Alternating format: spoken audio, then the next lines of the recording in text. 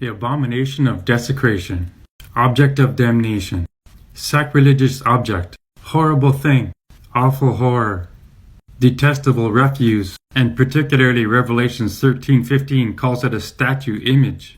I think most people are waiting for it to be a person in the holy place, like the evil one. But I want to say it's nothing that's alive. There's no blood. The fact that it's called the statue, image, or an object says that clearly.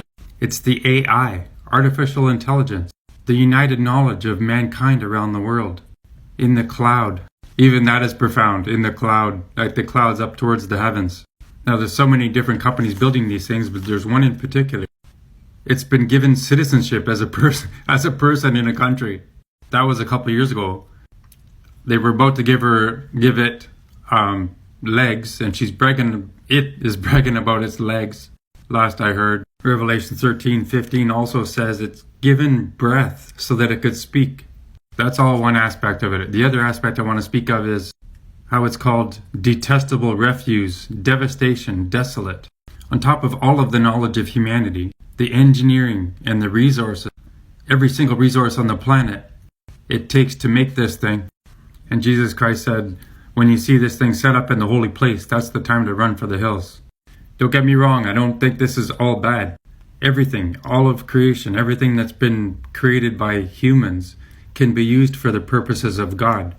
But putting this thing in the holy place, we're using it right now for us to be able to communicate for the glory of God.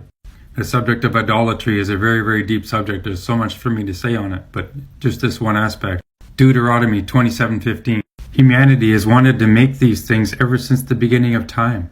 It's not a new thing. They've just been growing to make them more complex, more human-like.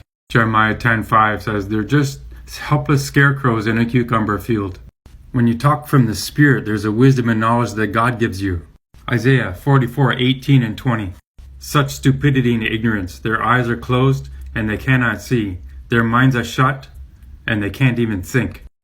The poor deluded fool feeds on ashes. He trusts something that can't even help him at all.